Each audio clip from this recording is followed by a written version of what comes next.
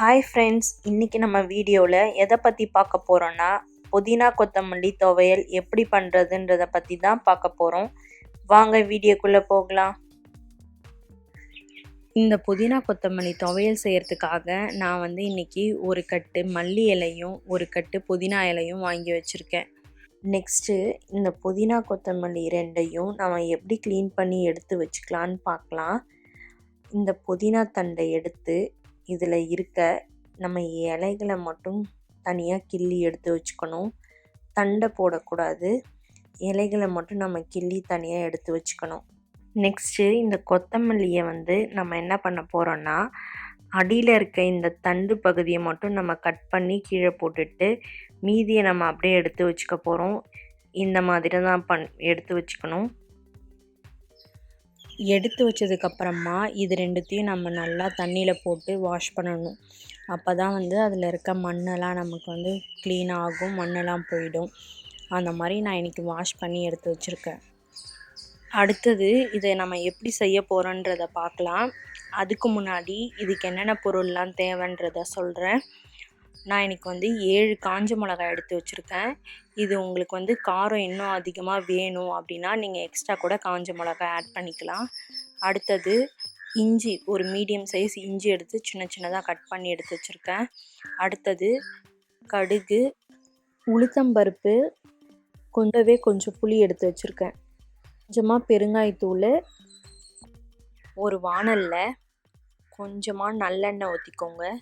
இந்த துவையல் நல்லெண்ணெய் ஊற்றி செஞ்சால் தான் ரொம்ப டேஸ்ட்டாக இருக்கும். அதனால் நான் இன்றைக்கி கொஞ்சமாக நல்லெண்ணெய் ஊற்றிக்கிறேன். இதில் நம்ம இஞ்சியை ஆட் பண்ண போகிறோம். இஞ்சியை போட்டு நல்லா வதக்கிட்டே இருக்கணும்.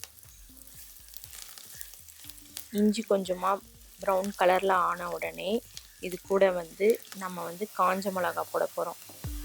காஞ்ச மிளகா போட்டு நல்லா வறுத்துக்கிட்டே இருக்கணும். காஞ்ச மிளகா கொஞ்சம் லைட்டாக ப்ரௌன் கலரில் ஆன உடனே ஸ்டவ் ஆஃப் பண்ணி வச்சுட்டு இது ரெண்டுத்தையும் நம்ம எடுத்து வச்சுக்கிறோம். அடுத்தது நம்ம எடுத்து வச்சுருக்க புதினா இலையை போட்டு வதக்க போகிறோம். இது பார்த்திங்கன்னா நம்ம ஏற்கனவே வதக்கின எண்ணெயிலே தான் போட்டு வதக்க போகிறோம். இதுக்கு எக்ஸ்ட்ராவாக நம்ம எண்ணெய்லாம் ஆட் பண்ண தேவையில்ல. இது பார்க்குறதுக்கு தான் நிறையா இருக்கும், பட் ஆனால் எண்ணெயில் போட்டு வதக்கும்போது ரொம்பவே கம்மியாகிடும். நான் உங்களுக்கு வதக்கி காமிக்கிறேன் பாருங்கள். இந்த மாதிரி நம்ம நல்லா வதக்கிட்டே இருக்கணும். நீங்கள் வதக்கிட்டே இருந்தீங்கன்னா புதினா இந்த மாதிரி வதங்கிடும். இப்போ நம்ம போடும்போது நிறைய இலை இருந்த மாதிரி இருந்துச்சு. இப்போ பார்த்தீங்கன்னா உங்களுக்கே தெரியும் எவ்வளோ கம்மியாயிடுச்சுன்னு. இப்போ புதினா நல்லா வதங்கிடுச்சு. இந்த ஸ்டேஜில் நம்ம மல்லி இலையை ஆட் பண்ண போகிறோம். மல்லியை போட்டுட்டு நல்லா வதக்கிக்கிட்டே இருங்க. அதுவும் புதினா மாதிரியே நல்லா வதங்கணும். அந்த அளவுக்கு நம்ம வதக்கிக்கிட்டே இருக்கணும். இதில் தண்ணிலாம் எதுவுமே சேர்க்க வேணாம், அப்படியே வதக்கிக்கிட்டே இருங்க. நல்லா வதங்கினதுக்கப்புறமா நம்ம ஸ்டவ்வை ஆஃப் பண்ணிவிட்டு இந்த புதினா இலையை இந்த வதக்கி வச்சுருக்கிறத நம்ம ஃபேனில் கொஞ்ச நேரம் ஆற வைக்க போகிறோம்.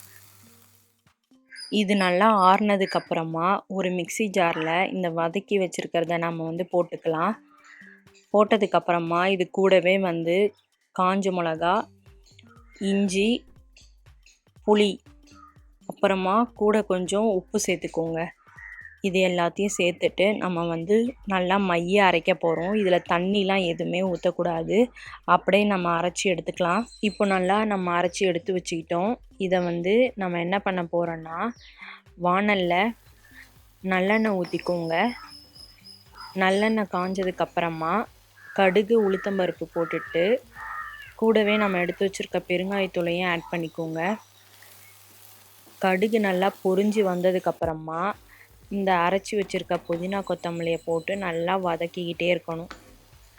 நம்ம நல்லா வதக்கினாதான் அதில் இருக்க பச்சை வாசனைலாம் போயிட்டு நமக்கு ஒரு நல்ல டேஸ்ட் கொடுக்கும்.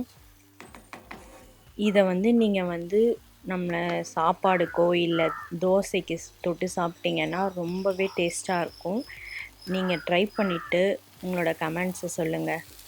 நல்லா வதக்கிக்கிட்டே இருந்தீங்கன்னா இங்கே பார்த்தீங்கன்னா தெரியும், சைடில் எண்ணெய் பிரிஞ்சு வரும். இந்த மாதிரி எண்ணெய் சைடில் பிரிஞ்சு வந்ததுக்கப்புறமா நம்ம ஸ்டவ்வை ஆஃப் பண்ணிக்கணும். அவ்வளோதான்.